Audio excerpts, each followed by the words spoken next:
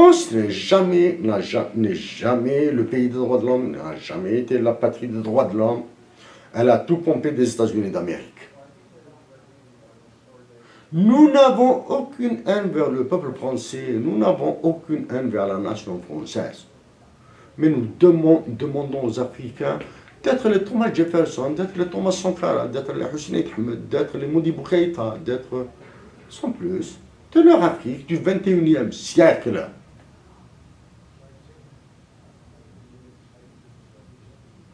Et la fraternité entre les peuples d'Afrique du Nord.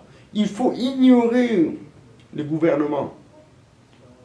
Les peuples sont les peuples. Les peuples doivent être solidaires.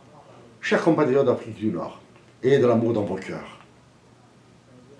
Et faites de votre pauvreté une dignité pour rendre vos enfants pleins. L'appel à la libération totale de l'Afrique du Nord et à l'exercice de ses droits naturels sur ses propriétés, sur ses terres.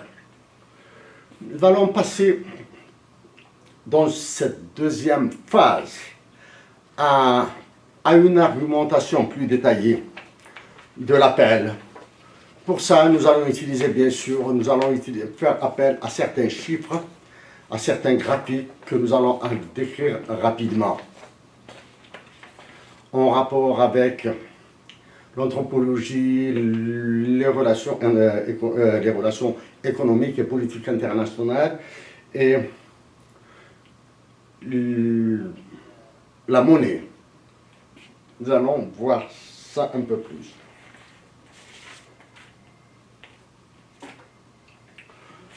Donc, en faisant intervenir divers acteurs internationaux comme l'ONU, l'Union africaine, la Communauté économique des États de l'Afrique de l'Ouest, CEDEAO, le FMI, la Banque mondiale, les organisations internationales non gouvernementales et d'autres, nous aborderons cette articulation.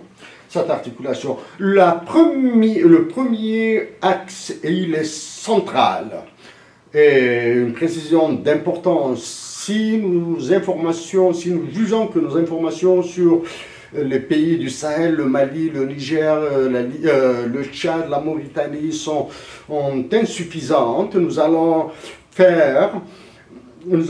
translater la position vers l'Algérie et nos compatriotes de ces pays, du Maroc et de la Tunisie aussi, et même du Cameroun et de la République démocratique du Congo, probablement même légèrement l'Éthiopie, en flash l'Éthiopie, pourront essayer d'appliquer certains modèles ou bien certaines grilles d'analyse. Le premier élément,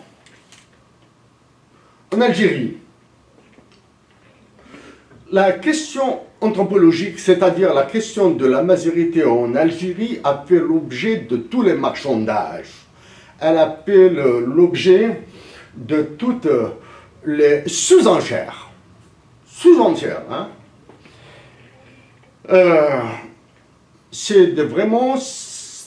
La majorité de l'Algérie a été victime d'enchères descendantes et non ascendantes. L'histoire millénaire, nous ne pouvons pas la retracer intégralement. Nous ne sommes pas des spécialistes en histoire. Mais durant la guerre de libération nationale, les premières victimes en sont tombées pour la majorité de l'Algérie. Après, en 1963, les années 80, la dimension, la revendication de Tamazight, de la langue, a été portée au summum, au pinacle. Maintenant, elle est devenue quasiment une serpillière. Une serpillière qui a permis à certains de devenir très riches, d'ignorer les sacrifices des autres. Les braves, les honnêtes, les intègres, les révolutionnaires de l'identité amazigh ont été carrément oubliés. Ils ont été carrément chassés de l'histoire. C'est depuis 2014 que nous avons demandé, sollicité l'ancien chef de l'État qui a été destitué de doter l'Algérie d'un hymne national bilingue pour ressouder la nation. Actuellement, en ce début de 2020, la situation est devenue encore plus compliquée. Ils ont envoyé en prison des porteurs du drapeau et ensuite ils les ont libérés. En parallèle, ils ont sabordé complètement la justice, ils l'ont envoyé au marché. S'ils ont dédommagé avec des chiffres faramineux des businessmen qui ont été condamnés à de la prison. Ils ont libéré en coup de vent pour soi-disant calmer la situation des détenus à Mazir qui ont porté uniquement le drapeau à Mazir, sans les dédommager. Nous sommes heureux que ces personnes aient recouvré leur liberté, bien sûr. Mais la dimension amazigh est devenue une des solutions fondamentales pour arrêter cette guerre hybride à l'Algérie. Et la question anthropologique dans tous les pays du Sahel est devenue quasiment une arme pour leur soumission sur le long terme. La vie est faite de certains événements dont nous ne pouvons pas suspecter les conséquences. Quand nous avons reçu l'ordre de travailler sur les impacts économiques de Tamazight à l'Université de Montréal, une présentation que nous avons faite à l'Université de Montréal, encadrée par des professeurs bien sûr et des mathématiciens, nous n'arrivions pas à mesurer l'impact quasiment 5 années après. 5 années après. Maintenant, il est devenu lancinant. Il est devenu lancinant. Quand nous avions, il y a sans nombrilisme aucun, nous n'avons aucun mérite dans le travail que nous avons fait, nous n'avons fait que parler suite à un ordre que nous avons reçu d'une compatriote qui à l'époque était en Ouganda et maintenant elle est en Éthiopie. Nous avons travaillé ça, nous avons refusé de répondre à des questions sur la violence, les conflits, etc. Nous avons abordé uniquement l'aspect économique. Maintenant, c'est la dimension amazigh, les dimensions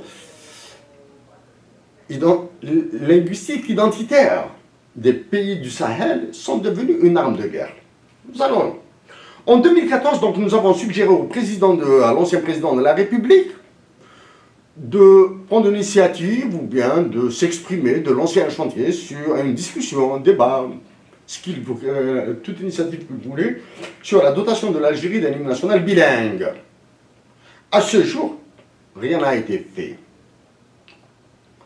À l'époque, après avoir fait des estimations sur lesquelles nous allons revenir, des estimations macroéconomiques, financières, sur les impacts économiques de la langue, nous avons suggéré que qu'il serait intéressant de faire un transfert de ressources vers l'enseignement supérieur, c'est-à-dire supprimer l'enseignement de Tamazight dans le primaire, dans les écoles, le niveau primaire, les écoles primaires en Algérie, et transférer toutes les ressources au niveau supérieur. Le hasard aussi a fait que deux conditions n'étaient pas réunies pour que nous puissions nous engager dans l'élection présidentielle passée, celle qui vient de se produire en Algérie, là, en décembre. Deux conditions, une politique et une autre non politique, nous ont empêchés. Si nous avions couru cette élection et que nous sommes élus, la surévaluation du dinar, ça, nous allons revenir dessus. Le débat lancé dans le débat public, la dotation de l'Algérie d'un hymne national bilingue et la suppression de Tamazight dans l'enseignement du primaire et le transfert vers l'enseignement supérieur, parce que c'est une question de rationalité économique, c'est une question d'efficacité économique, d'allocation de ressources. Ainsi, nous allons gagner sur l'avenir. Concernant maintenant, dans le même ordre d'idée, puisque pour travailler sur cette question des impacts économiques de la langue, nous avons travaillé avec le professeur François Grain de Genève, par exemple, qui a proposé, qui a suggéré que l'espéranto soit la langue officielle dans les instances de l'Union européenne. Alors que nous avons eu à travailler sur le Burkina Faso, ce sera rapide. Pour le Burkina Faso, d'après l'UNESCO, dans le papier intitulé Why and How Africa Should Invest in African Languages and Multilingual Education, an Evidence and Practice-Based Policy Advocacy Brief. Il est écrit Burkina Faso Commission an Evaluation and Action Plan 28 and 2010 for progressive consolidation and mainstreaming of additive multilingual basic education. Currently, eight national languages plus French are used in its continuous bilingual basic education program, from pre-primary to 150 primary and 45 secondary schools will be $9.5 million. Ça, c'est pour le Burkina Faso. Pour le Niger, même chose. Niger has recently conducted a study in order to mainstream bilingual education in the 10 years from 2009 to 2019, de 2009 à 2019. The bilingual curriculum will teach the 10 national languages throughout school and the official language from year 3. 5 of the 10 national languages have not yet been used in formal education. The test phase is estimated to cost about $5 million US dollars, and the mainstreaming phase will cost $100 million US dollars. Donc, dans le cas du Burkina Faso et du Niger, c'est la même chose. Hein? C'est des millions de dollars qui sont dépensés dans la formation en préscolaire, au primaire et des collèges. Ils portent sur 8 langues. Si il est, bien sûr, il serait mal placé, il serait insensé de dire qu'éduquer des enfants serait mauvais. Maintenant que nous avons travaillé sur les impacts économiques de Tamazight en Algérie et en Afrique du Nord, nous vous disons à nos frères du Burkina Faso, à ce pays des hommes intègres, et à nos frères du Niger, que dans un horizon supérieur à 15 ans sur le long terme, vous êtes en train de faire le lit de l'explosion de vos pays. Nous vous suggérons de transférer vos ressources économiques vers l'enseignement supérieur. Parce que là, les esprits sont plus sages, sont plus lucides, ils sont plus sereins, ils sont plus ouverts à la critique, ils sont plus ouverts à la construction globale d'une nation, à une construction intégrée d'une nation. En Algérie, nous avons dit que l'enseignement de Tamazight dans le primaire, et c'est vérifié, est une violation de la Constitution, est une violation massive des droits de l'homme en Algérie. On ne peut pas former une région et laisser une autre région. Donc, pour nous, la majorité de l'Afrique du Nord est cardinale pour arrêter les conflits, pour l'enlever comme cause de conflits hybrides. Actuellement, nos frères du Maroc, les Algériens, nous parlons des Algériens de l'extrême sud, les Touaregs, les Mozabites, les Chaouis, doivent être au devant. Nos frères tunisiens, nos frères de Libye, nos frères du Niger et du Mali doivent être au devant de la majorité pour qu'elle redevienne une force. Donc, en Algérie, nous sommes tristes de le dire.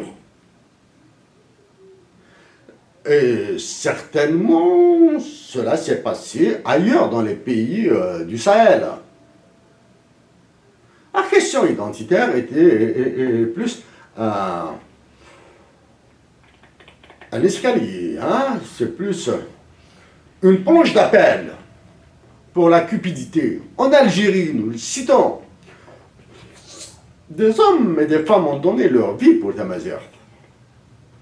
Ils sont partis pauvres. Et leurs familles sont dans le dénuement total. Des hommes se sont sacrifiés. Maintenant, nous ne devons pas nous sacrifier, nous devons l'intégrer. À défaut, ils vont nous exploser. Exploser l'Algérie actuellement en janvier 2020 est devenu un jeu d'enfant. Nous allons revenir maintenant sur la question des explosions, des fractionnements des pays.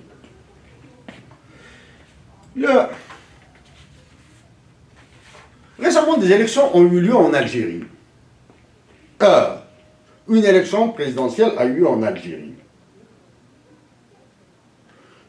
Nous allons utiliser des termes très simples. Nous n'avons nul besoin d'être docteur au PhD ou d'être doté d'un bagage universitaire ou académique de plus balèze, là, pour le comprendre.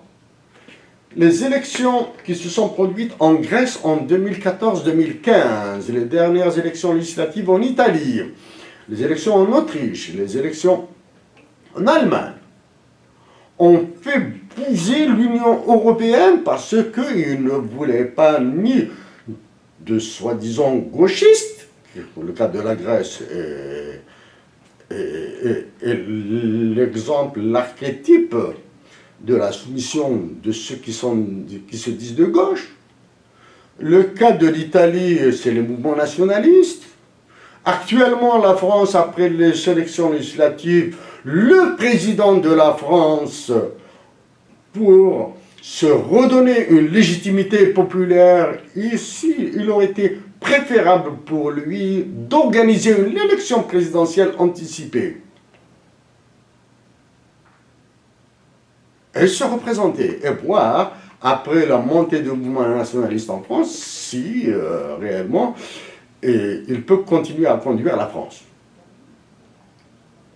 En Amérique, que ce soit au Venezuela, en Bolivie, au Brésil, le continent américain s'est retrouvé sans... Le Venezuela, bien sûr. Le continent américain s'est retrouvé sans dessus-dessous. Par contre, en Afrique, quels que soient les résultats, ils sont acceptés. L'essentiel, c'est que le dirigeant continue à être docile et faible. Donc, comme nous l'avons dit dans une intervention précédente, nous demandons une nouvelle élection présidentielle anticipée avec dissolution des congrès. Une nouvelle élection présidentielle est indispensable en Algérie. Là, maintenant, ils ont renoncé. Après avoir voté des lois inhumaines, fascistes, des lois constitutives d'un crime contre l'humanité en Algérie. La loi sur les hydrocarbures. La signature d'une loi des finances à 20 jours de l'élection présidentielle. Le vote d'une loi de la santé avec, s'il vous plaît, le FMI à l'intérieur, la délégation du FMI à l'intérieur de l'Assemblée, qui est censé être le centre d'expression du pouvoir populaire. Donc, tout ça. Là, c'est l'élément. Maintenant, nous allons passer les partitions. Partitionner un pays, comme nous l'avons dit, est devenu un jeu facile. Mais le partitionner son complice sanglant est inefficace économiquement. C'est inefficace. Il faut qu'il s'enfonce et le partager, le lotir en région, en conclave, comme nous l'avons dit en 2014, en Kosovo, en type de Kosovo. Et ainsi, continuer à l'exploiter sur un siècle et demi. Le cas de l'Algérie est plus lancinant. Les Algériens doivent être adélis parce qu'ils ont une révolution universelle. C'est un modèle canonique en études académiques. La révolution algérienne est un modèle canonique. Les Algériens, la fierté des Algériens qu'ils ont eue à travers leur histoire, notre histoire, doit être effacée, ils doivent être abélis. Les partitions. Vous avez l'Irak, qui est partitionné, combien? En 4 zones. Vous avez le Soudan en 2, rapide, et continue à s'entre-déchirer. Vous avez la Syrie, qui est partitionnée de partout, là. Vous avez la Libye. Il suffit qu'à la première déclaration du type pour arrêter le conflit sanglant en Libye, il faudra la séparer en tripolitaine et syrénaïque. Il y aura le problème du Sud, la bande d'Amzou. Et la paix pourrait s'installer rapidement. Le cas de la Yougoslavie, qui a été explosé. Le cas de la Russie, qui a été explosé. La République démocratique du Congo, qu'on qualifie de Troisième Guerre mondiale. Elle est complètement démembrée. Le Mali est candidat. Le Mali est candidat parce qu'au Mali, les ressources naturelles sont partagées équitablement quasiment à égalité entre le nord et le sud. Donc au sud, c'est les animistes, au nord, c'est les musulmans. Donc là, on peut les partager, il n'y aura pas un gros conflit. Le cas de l'Algérie est problématique.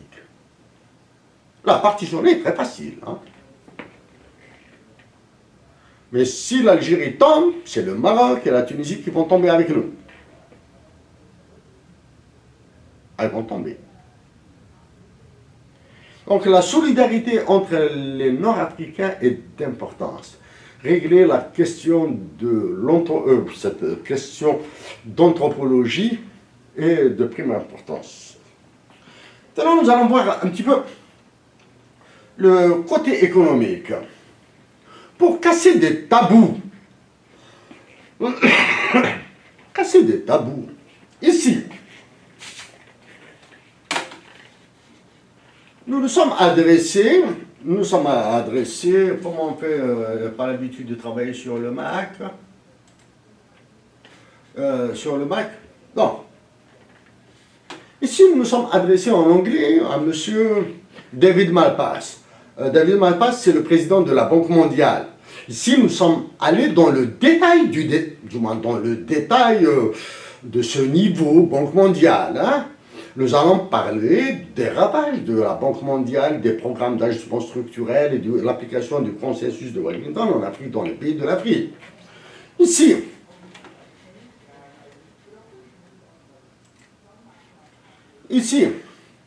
nous nous sommes adressés à la directrice générale du FMI, Mme Georgieva Kristalina, hein, et aux membres du Conseil de sécurité de l'ONU. Ici, c'est... J'ai besoin de 2-3 minutes pour déstresser un petit peu, c'est la timidité qui est tout.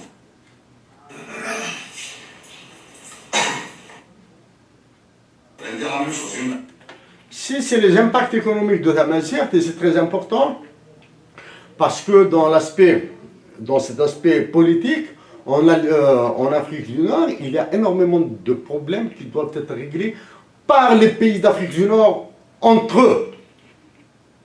Nous avons soulevé le problème de la monnaie, du franc CFA, nous avons proposé une nouvelle monnaie, ça nous allons revenir dans une forme détaillée après, mais nous avons parlé aussi du problème du droit d'accès à la mer dans cette conférence sur les impacts économiques de Tamasert, et nous avons parlé des termes de l'échange entre les pays d'Afrique du Nord que nous allons expliquer d'une manière assez simple. Donc, le problème de l'accès à la mer pour les pays non dotés de la mer, d'un littoral, doit être assuré, garanti par tous les pays qui en ont un. À l'Algérie volontairement, par une volonté politique de sagesse, doit accorder l'accès à la mer au Mali, au Niger et au Tchad. La Mauritanie doit faire de même, la Libye doit faire de même, parce que la mer est un don de Dieu. Il ne l'a pas donné uniquement à ceux qui ont la chance de vivre sur le littoral. Il l'a donné à tous les humains et à tous les vivants sur Terre. Donc, maintenant, pour les zones d'exclusion économique, les autorités internationales, etc., ça, il suffit de redéfinir ça. C'est une négociation rapide et les réponses seront trouvées. Donc ça, c'est pour les impacts économiques. Nous allons revenir sur la monnaie CFA. Et le dernier, ici, c'est l'analyse de la dévaluation du dinar que nous avons faite en 2015 et en 2019. A priori, même s'il y a des petites erreurs, peut-être des erreurs dans les calculs, nous allons parler des chiffres après.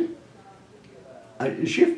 Et nous sommes, en 2019, c'est quasiment ce qui a été prédit qui se réalise. Là, quand nous parlerons de la question de la monnaie du franc CFA, il y a ce qu'on appelle les dégonfleurs. Qui sont les dégonfleurs? Le dernier à être monté au créneau pour dégonfler l'affaire du franc CFA, c'est le président de la France. Mais avant, il a utilisé des économistes, il a utilisé des hommes politiques, particulièrement à Montréal, au Canada, ici, où nous les avons vus.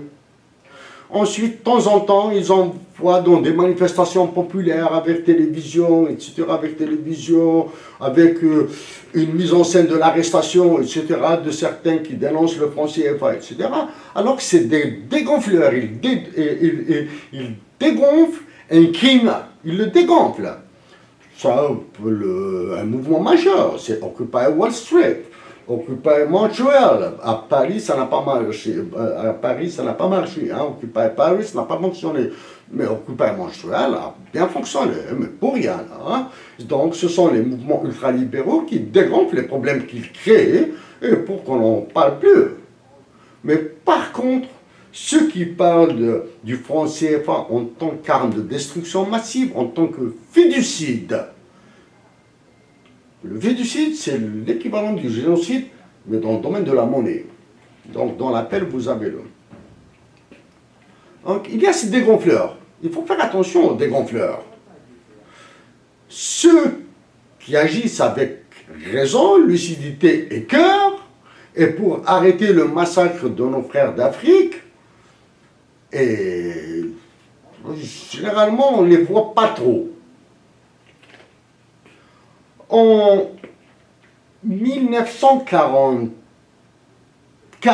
lors de la négociation des accords de Bretton Woods, essentiellement entre John Maynard Keynes et John White, tous les autres pays étaient quasiment absents. Hein. On n'avait rien à faire. C'est le Royaume-Uni et les États-Unis qui décident pour les autres.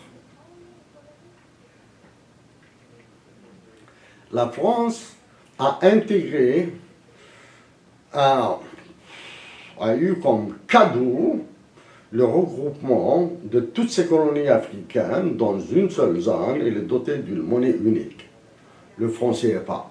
Même s'ils ont changé de nom, mais c'est la même monnaie. Donc ça, c'est la monnaie. La même chose. En France, après la création de l'OTAN, dans l'article 6, dans la version anglaise du traité portant création de l'OTAN, l'Algérie est citée nommément, c'est-à-dire personne n'a le droit de toucher à l'Algérie sauf la France. Dieu merci, grâce au génie de certains visionnaires qui ont négocié, même secrètement, avec les États-Unis d'Amérique, et après avoir fait l'Asie, ils ont visité l'Asie, ils ont fait du lobbying. Alors, les États-Unis d'Amérique ont changé de position, et le roi Mohamed VI a autorisé le prince héritier, le futur roi Hassan II, à accorder une licence d'importation d'armement des États-Unis d'Amérique pour la libération pour les combattants algériens. Ça, c'est des accords, des opérations qui ont été menées dans le secret le plus total. Donc la France, elle est présente. Les États-Unis maintenant, après avoir repris le contrôle de l'Afrique, parce que pour les États-Unis, il est hors de question de céder le continent africain à la Chine, à la Russie et à la France. Donc elle doit prendre sa part. L'Europe est menacée d'explosion. Les États-Unis actuellement, pour les Américains, les Chinois et la Russie, bon, qu'ils restent unis, ça ne les dérange pas trop, mais quand ils seront désunis, ce sera encore mieux pour eux, d'un point de vue là. Donc ça, c'est pour mais par contre, la situation dramatique dans laquelle se retrouve la planète entière, la Terre entière, c'est le blocage complet du Conseil de sécurité de l'ONU. Hein. Aucune résolution de fond ne peut être incluse. C'est pour cette raison que nos compatriotes d'Afrique doivent agir sur leur chef d'État pour qu'ils participent à l'élection du Canada en tant que membre non permanent du Conseil de sécurité de l'ONU, parce que le Canada a reconnu les journalistes culturels contre les Premières Nations. Il vient d'être sermonné par l'ONU pour l'arrêt de la construction de pipelines sur les territoires des Premières Nations. Il a reconnu, il sait gérer un pays avec de langues. Donc, d'un point de vue démocratie, bon, le système électoral est ce qu'il est, mais il fonctionne très bien. Donc, et surtout que les forces armées canadiennes sont au Niger et au Mali. Nous sommes citoyens canadiens, nous avons la nationalité algérienne. Donc, aujourd'hui, nous allons travailler pour l'Algérie qui est menacée. Et nous allons faire appel aux autorités politiques et de la société civile canadienne pour qu'ils aident toute l'Afrique du Nord à ne pas sombrer dans un conflit interminable. Si l'Europe est en phase d'explosion, ce n'est pas l'Afrique qui va devenir son terrain de combat. Ce n'est pas l'Afrique qui doit être encore privée, comme nous l'avons dit dans l'appel, de ses richesses, de sa dignité, à cause de ses responsables incompétents, dociles et faibles. Oh non.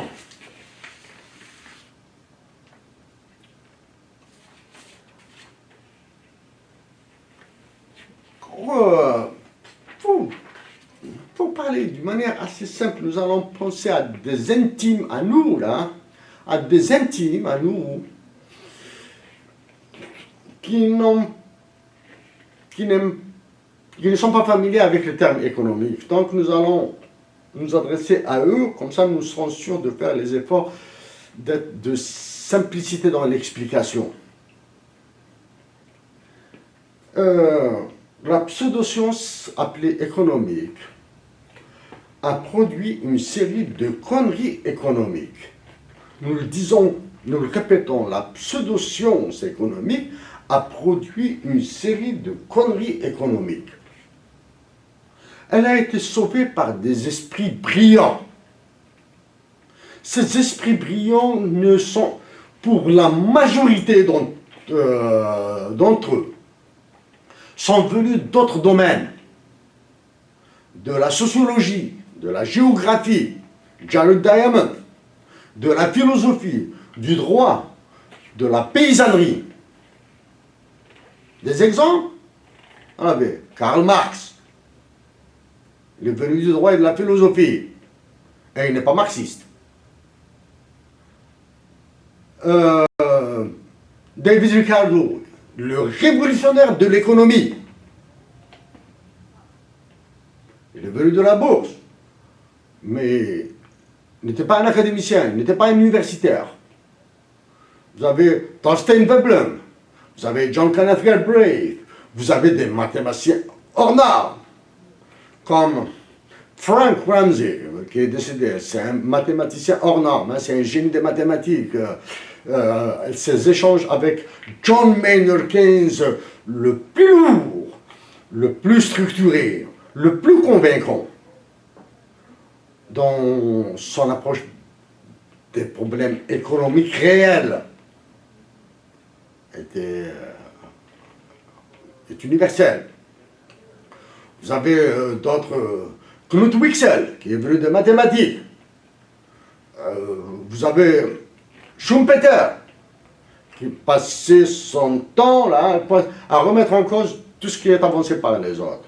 Et vous avez maintenant à la mode, à la fin, le début du 21e siècle, une série de livres dans lesquels des Nobel en économie demandent d'une certaine façon pardon d'avoir défendu des thèses indéfendables. Exemple, Milton Friedman. Exemple, Jean-Jacques Herlop.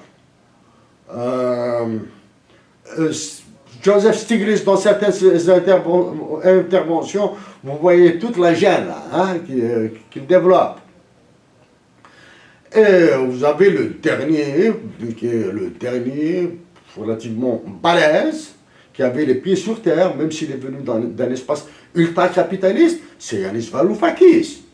C'est Yanis Varoufakis, l'ancien ministre de l'économie grec, qui a tenté de sauver la Grèce du désastre. Et il a écrit, Yanis Varoufakis a écrit donc. Parce qu'il y a tout ce qu'il faut en Afrique. Il y a de l'amour. Il a écrit là. Ensuring that everyone is allowed to talk authoritatively about the economy is a prerequisite for a good society and a precondition for an authentic democracy. If we defer to the experts on the economy, we effectively hand to them all decisions that matter.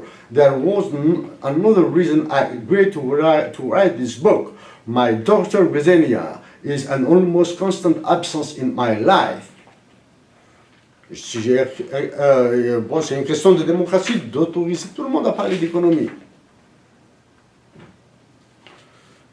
Alors on parlait, là il a dédié ce livre à sa fille Xenia. Nous pouvons le dire à cette personne qui actuellement nous manque terriblement, qui est une grande, en Éthiopie actuellement, elle est en Éthiopie, elle travaille sur le Nil. Les phrases. Le président de la France, après sa visite au Cameroun, a dit « Le CFA était perçu comme un vestige de la France-Afrique. » Chers compatriotes d'Afrique, le président de la France nous connaît. Nous lui avons envoyé des lettres. Si la République française, le palais de l'Élysée ne reçoit pas les lettres, tant pis, et c'est grave.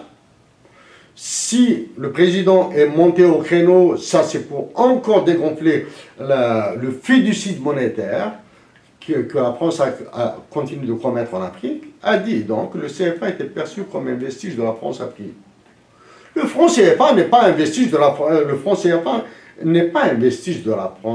France-Afrique. C'est une arme de destruction massive, c'est un outil d'assassinat de masse, de tuerie de masse. C'est depuis 1945 que vous avez mis 14 pays africains dans le même sac et vous les barattez. Prendre les réserves issues des terres rares, des minerais chers, l'uranium, le tantal, l'or, et les vendre pour le compte de la France et donner des miettes à l'Afrique, c'est une arme de destruction massive. C'est pour cette raison qu'on dit que c'est un fiducide monétaire.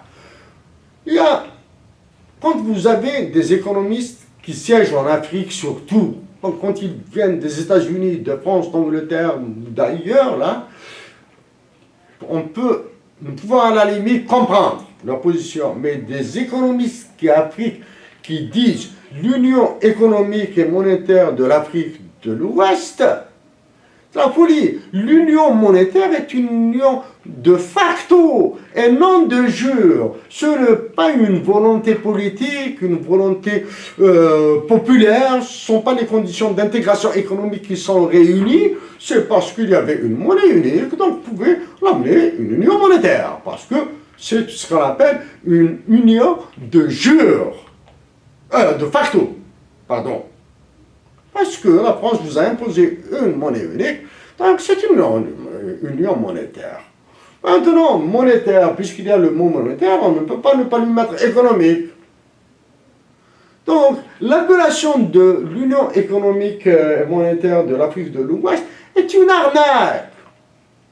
Que ces économistes qui parlent de l'Union économique et monétaire de l'Afrique de l'Ouest, bon, pour la communauté économique de développement de l'Afrique de l'Ouest, c'est une autre paire de manches, là, ou bien qui parlent de la Banque africaine, Banque centrale de l'Afrique de l'Ouest, la Banque centrale des États de l'Afrique de l'Ouest, là. Bon, arrêtez. C'est le modèle de la Banque centrale Union européenne. Vous n'avez pas d'instrument, vous n'avez la monnaie. Le franc CFA est contrôlé par la France. Vous n'avez pas les réserves, vous n'avez pas de base monétaire. Vous n'avez pas d'instrument de politique monétaire pour parler de banque centrale. Même si nous avons une autre idée de la banque centrale, de banque centrale, qui doit utiliser une monnaie ancrée sur l'air et la terre, et vous allez le lire dans le livre que nous avons préparé pour vous. La folie. Quand un Africain tue l'Afrique, c'est là où nous devons réagir.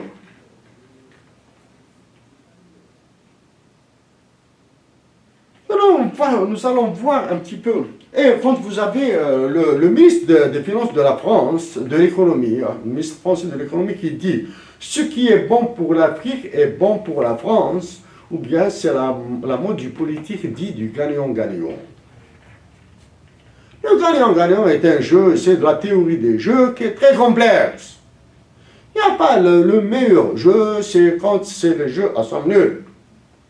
Quand on vous dit ce qui... si le président de la France a dit que c'est le vestige de la colonisation, c'est une destruction, c'est un assassinat massif, c'est un féticide qui va continuer encore dans l'avenir, là. Quand on dit que quand le ministre de l'économie dit que c'est bon, ce qui est bon pour l'Afrique est bon pour la France, ça veut dire que la France va être toujours gagnante dans l'affaire et l'Afrique sera toujours perdante. Ça, ce sont des théories. C'est du John Nash qui a révolutionné aussi l'économie par la théorie des jeux. Les équilibres tels que démontrés par John Nash dans la théorie des jeux et appliqués à l'économie, le gagnant-gagnant. Bien sûr, si avant je perdais 5 dollars canadiens, nous sommes à Montréal là maintenant, et ensuite nous perdons 4 dollars, c'est que nous avons gagné 1 dollar. Mais nous sommes toujours perdants. Mais si celui qui gagnait 9 dollars gagne 8 dollars, oui, il est toujours gagnant, même s'il a perdu 1 dollar. Même s'il a perdu 1 dollar. Mais parce que par d'autres jeux, il va détériorer les options, ce que nous appelons en théorie des jeux, détériorer les options pour que son gain reparte à la hausse et la perte de l'autre va encore s'aggraver. Donc quand vous entendez gagnant-gagnant, immédiatement rejetez tout. Rejetez tout. Invitez des économistes qui vous disent que nous sommes formés dans les pays anglo-saxons, que nous avons été formés dans les pays latins, en France, en Belgique, je ne sais pas, là, en Allemagne, en Angleterre, en Australie. Invitez-les. Invitez-les, écoutez-les. Quand ils auront terminé de vous parler, faites soit intégralement le contraire de ce qu'ils vous ont dit, ou bien faites les choses différemment. C'est simple. La meilleure économie, c'est l'économie des paysans d'Afrique du Nord. La meilleure économie, c'est l'économie de nos mères qui sont pauvres. Quand nous avons étudié 3 secondes d'économie à l'Université de Montréal. La 3e seconde était inutile. 2 secondes auraient suffi largement. Même dans les 2 secondes, on aurait pu enlever 1 seconde. Nous aurions dû nous contenter de l'histoire de la pensée économique, des relations économiques internationales, les relations économiques internationales, et théorie des jeux. Bien sûr, il fallait ajouter, et il est fondamental, un cours en droit international des affaires. Comment se font les ventes, les achats, les contrats, etc. Pour faire pour voir un petit peu comment s'articulent les mathématiques, l'économie, le droit et tout ce qui est trafic derrière. En Algérie maintenant, c'est la finance islamique qui est née, hein, qui est apparue dans toute son horreur dans certains procès. Mais dans les médias algériens, ils ne veulent pas creuser un petit peu, ils se contentent du minimum. Ils se contentent du minimum.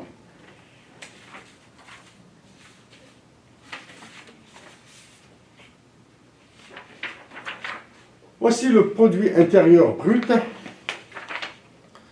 de 2017 et 2018 des pays de l'Algérie, du Mali, du Maroc, de la Tunisie, de la Mauritanie, du Niger, la Libye et le Tchad. Vous voyez bien, là, on le voit, on peut additionner, en enlevant le Maroc, nous pouvons additionner tous les PIB des autres pays pour égaler celui de l'Algérie. Donc, ce que nous avons dit ici, ou bien dans les impacts économiques de Tamazir, dans laquelle, dans cette présentation, vous allez voir beaucoup de chiffres, beaucoup de calculs, hein. Et dans notre présentation de l'accession de l'Algérie à l'OMC. Nous ne sommes pas trompés, mais nous vous disons, sur ces chiffres, en 2014, nous avons dit au président de la République de l'Algérie que les chiffres algériens ne sont ni vrais, ni faux, ni justes, ni erronés. Donc ce sont ces chiffres, le FMI, la Banque mondiale, l'OCDE et les autres pundits, experts là qu'on ne voit pas, ceux qui donnent des ordres au chef de l'État, nous ne connaissons pas. Ils ne viennent pas discuter avec des longues phrases, de philosophie alambiquée, etc. Ils prennent des chiffres comme ça et ils les balancent. Les voici.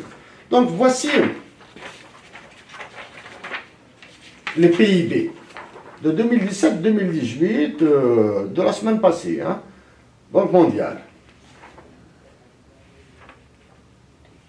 Voici maintenant les déflateurs du PIB. Ce qu'on appelle les déflateurs du PIB. Regardez, ils sont quasiment...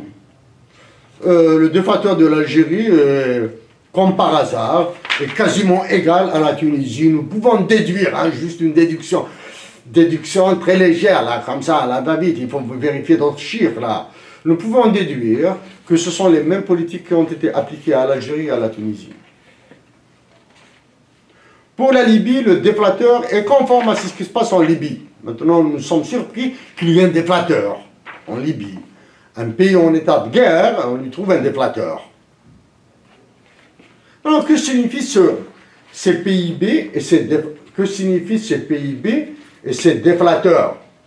Il faut prendre tous ces PIB et les diviser par ces déflateurs pour trouver les PIB réels. Ça, ce sont des PIB nominaux.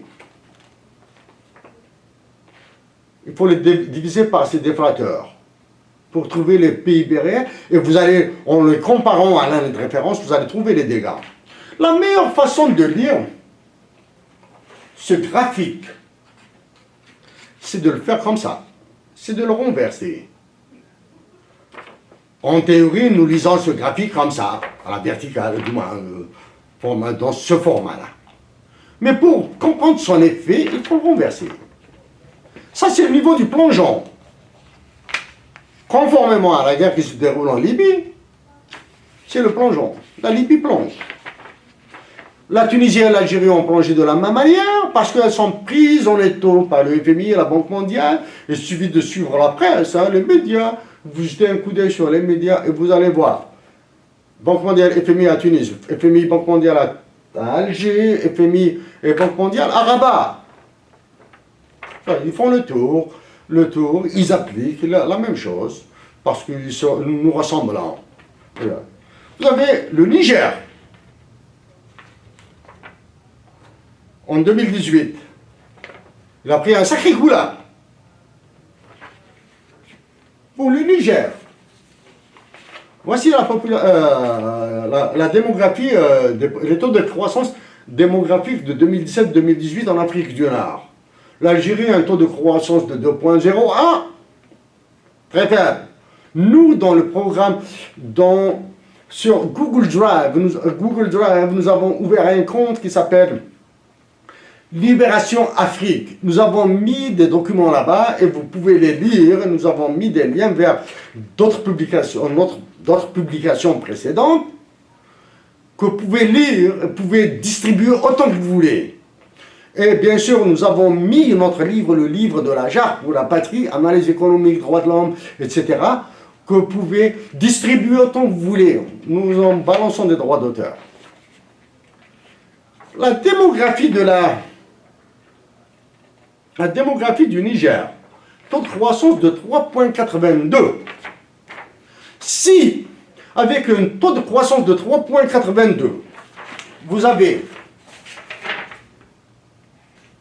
un PIB de cette taille et un déflateur que vous avez vu, et un déflateur de 2,59, nous nous demandons qu'est-ce que vous attendez pour quitter la zone CFA? Pour que vous ayez votre propre banque centrale. Pour aider ce 3,82 de taux de croissance démographique. Sachant que la démographie du Niger est le cas académique par excellence à l'Université de Montréal. C'est le cas qui sert pour la falsification et la réfutation de théories. Nous vous signalons que l'indice synthétique de fécondité du Niger a plafonné à 7. Et vous retrouvez avec un taux de croissance de 3,82. C'est dramatique. Qu'est-ce que vous attendez pour quitter la zone CFA? Donc, pour quitter là, nous n'avons pas ici les taux de change. Nous n'avons pas les taux de change. Nous ne l'avons pas imprimé. Les taux de change du franc CFA, du dinar algérien, du dinar tunisien, du dirham marocain, de l'oubli à la monnaie mauritanienne. La France veut dégonfler l'affaire du CFA, il faut la regonfler à fond. C'est au peuple que nous nous adressons. Demandez à ce que vous ayez une monnaie tout seul. Vous aurez votre propre banque centrale. Vous allez arrêter le fiducide et le génocide de votre exploitation. Et c'est la même chose en Algérie. L'Algérie, ils ont là maintenant, pour amuser la galerie, au lieu d'abroger la loi sur la santé, sur les hydrocarbures, et celles qui sont bien sur les terres agricoles. Ils sont en train de nous parler de nouvelles constitutions, et ils ont à publier la liste de ceux qui font la mondée. Comme par hasard, il n'y a ni économiste, ni sociologue, ni artiste, ni paysan, ni chômeur, ni rien, ni médecin, ni rien dans cette équipe. C'est comme si... Nous avons travaillé sur le droit international, sur la loi sur la concurrence, l'aspect mathématique et l'aspect juridique. Vous allez continuer à brader l'Algérie, à vendre l'Algérie. Donc pour le Niger, le Mali, le Tchad, qu'est-ce que vous attendez pour quitter la zone CFA, avoir vos propres banques centrales? Le franc CFA est ancré sur l'euro. L'euro est une monnaie raciste. Suffit de voir que dans le traité de formation de l'Union économique, comment était assise la fixation des taux de change des monnaies nationales vers l'euro, vers la nouvelle monnaie européenne, celle qui est actuellement l'euro. Et vous acceptez ça? En Algérie, nous avons dit que actuellement les autorités politiques de l'Algérie sont en train de commettre un crime contre l'humanité en Algérie, contre le peuple algérien. C'est un crime massif. Nous sommes conscients. Mais vous devez tous maintenir l'État debout. Et éviter les morts. Pendant pour le franc CFA, qu'est-ce que vous attendez pour quitter cette chaîne? Vous avez été suffisamment majeur pour arracher votre indépendance avec l'appui de l'Algérie, de la Tunisie et du Maroc qui ont trinqué. Vous devez avoir ce courage politique d'arracher votre indépendance monétaire, de protéger vos ressources naturelles, de les mettre au service de vos populations actuelles et des générations futures. Oui, vous aurez des problèmes terrifiants de démonétisation, c'est obligatoire. En Algérie, si nous étions élus président, si nous sommes élus à l'avenir président de la République, nous allons démonétiser, et si nous perdons moins de 20 milliards de dollars, nous serons très heureux. Nous allons perdre. C'est la valeur maximale que nous sommes fixés, 20 milliards de dollars. Nous allons les perdre. Mais nous allons avoir une monnaie propre. Le cas du Mali, le cas du Burkina, vous devez avoir votre monnaie. Et appelez-la le Sankara. Pour le Mali, appelez votre monnaie le Modibo Keïta, le Modibo. En Algérie, nous allons l'appeler Tanina ou Tinina, nous l'allons faire Mansoumar. Mais pas une monnaie de singe, de Ouistiti. Pas du monnaie toilette. Vous signalons que la monnaie métallique est illégale. Hein? Quand nous parlons de la monnaie fiduciaire. La monnaie métallique, vous pouvez fabriquer des tonnes. Elle est illégale, mais licite. Qu'est-ce que vous attendez pour faire votre propre monnaie? Autrement, l'Afrique va être bousillée. L'Afrique du Nord sera mise à feu et à sang. Et nous sommes conscients du danger. Chers compatriotes africains,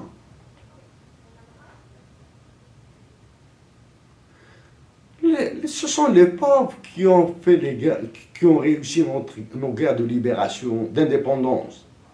Ce sont des esprits éclairés qui les ont aidés, des sages, des humains, des humanistes, des bons. En 2020, au XXIe siècle, céder aussi facilement, revendre aussi gratuitement le sang de nos ancêtres. C'est une honte. Effacer carrément notre anthropologie, nos identités pour le plaisir de paraître européen ou américain ou australien ou japonais.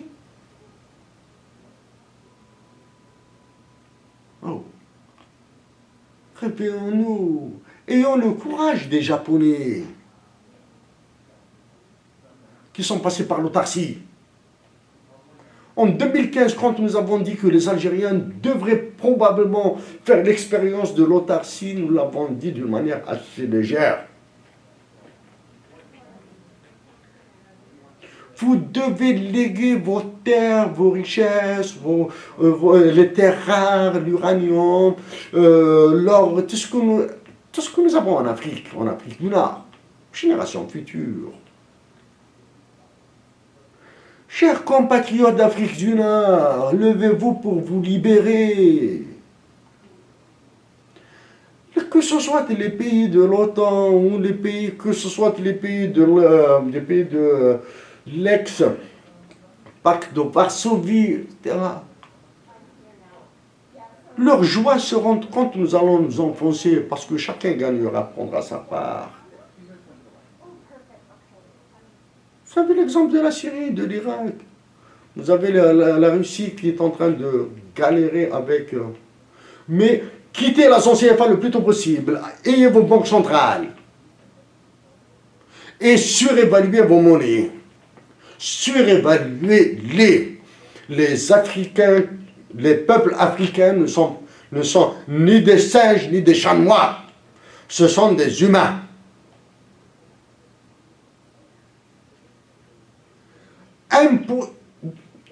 Il faut travailler l'ONU, il faut la travailler, il faut travailler le CIPCLI, il faut les travailler. Nous n'avons pas, nous vous invitons humblement à revoir, à voir dans les détails mathématiques tout ce que nous venons de dire à travers les présentations de Chérif Aïssa. Mais la chose la plus importante, ayez de l'amour dans vos cœurs. Ayez de l'amour. Chassez la haine, chassez la vengeance. Ayez de l'amour et regagnez votre fierté. Dans notre cas, nous avons cet amour, il a profusion. Ah, il déborde. Oui, la fierté. De la fierté, oui. Il y a des personnes qui nous ont aidés à reconstruire cette fierté. Nous pouvons, au lieu de faire ce que nous faisons là, nous pouvons agir calmement, doucement, orienter directement notre carrière vers le Potomac à Washington. Et le faire.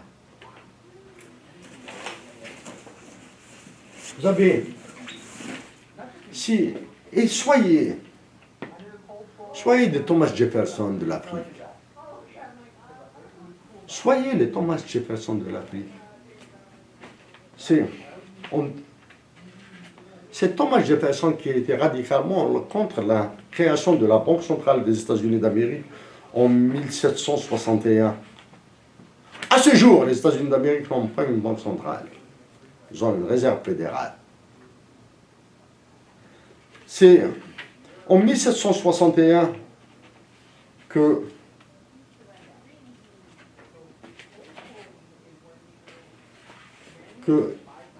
William Jefferson faisait de la climatologie. 1761.